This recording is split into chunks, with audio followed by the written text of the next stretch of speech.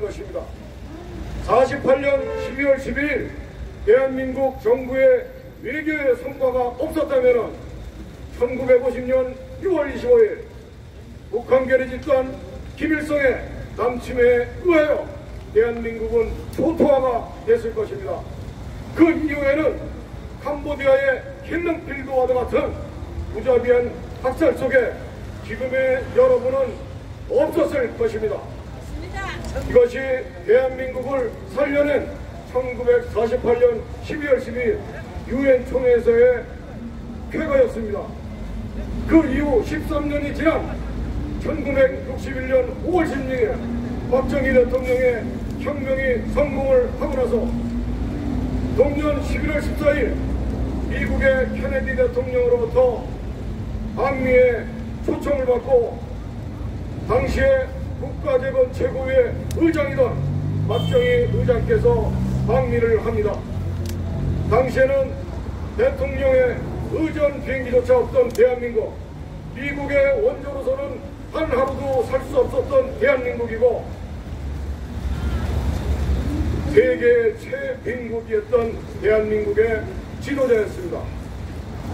인간 비행기를 4번을 갈아타고 끝내는 미국 국방성에 공군 비행기를 타고 워싱턴 DC에 도착한 대한민국의 박정희 국가재건 최고위의 의장은 워싱턴 DC에 케네디 대통령과 마주합니다.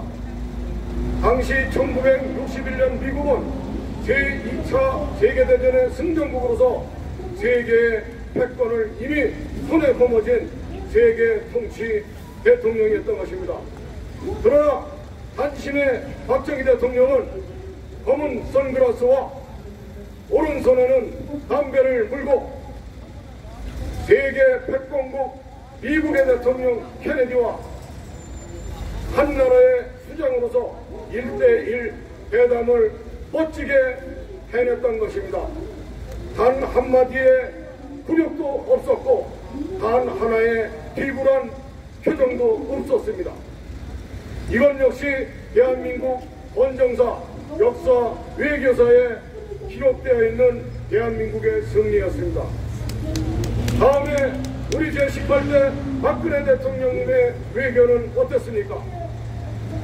전 세계 5개 국어를 능수능란하게 펼치며 세계 정상들과 하는 곳곳마다 세련된 매너리즘과 수려한 외모로서 전 세계 정상들과 언론을 휘어잡고 모든 세계인의 이목을 귀추하던 그러한 대한민국의 대통령이셨던 것입니다. 또한 지금 현재 대한민국의 대통령이십니다. 이러한 분이 4년째 적국과 합세한 여적죄인들에 의하여 저 차디찬 감옥에 강제로 체포되어 불법 감금되어 계신 이 현실을 우리 대한민국의 5천만 국민은 알고나 계시겁니까? 해외 800만 해외 애국동포들은 알고나 계시겁니까?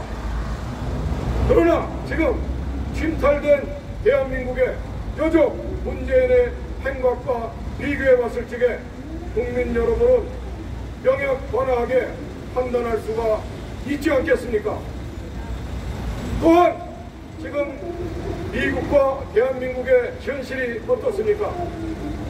불법 부정선거로 점철이 되어 미국의 트럼프 대통령은 가짜 대통령으로 등극한 바이든과 진실 게임을 하고 있고 끝내는 미국의 부정선거가 포렌식이라는 재검표 수단에 의하여 모든 진실이 밝혀지고 있고 이제 머지않은 시간에 미국의 정당한 대통령은 트럼프 대통령님이 명확하게 밝혀지고 제자리로 돌아가는 순간 대한민국에도 청천벽력과 같은 일들이 발생이 될 것입니다.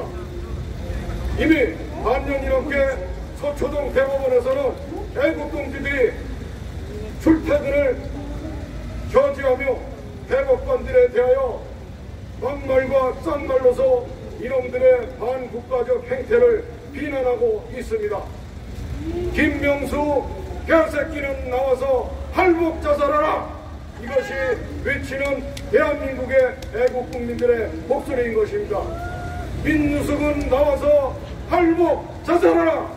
이것이 애국 국민들이 외치는 대한민국의 함성인 것입니다.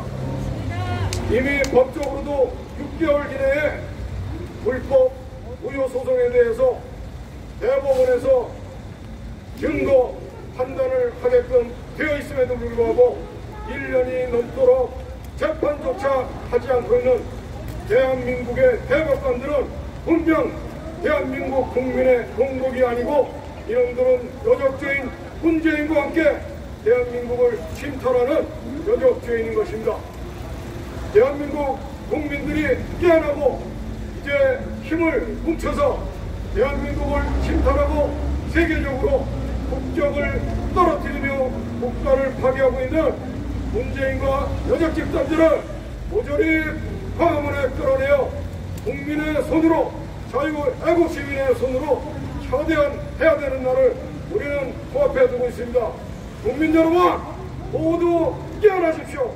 한 분이라도 더 깨어나시는 게 대한민국을 살리는 길이란 것을 국민 여러분께 호소합니다. 대한민국 헌법소단에 5년간 이어지고 있는 법적 투쟁 아스팔트의 국민 계몽에 대해서 국민 여러분 귀추해 주시고 헌법소단과 뜻을 함께 해 주실 것을 간곡히 호소드리는 바입니다. 감사합니다. 화이팅! 와, 우리 시식한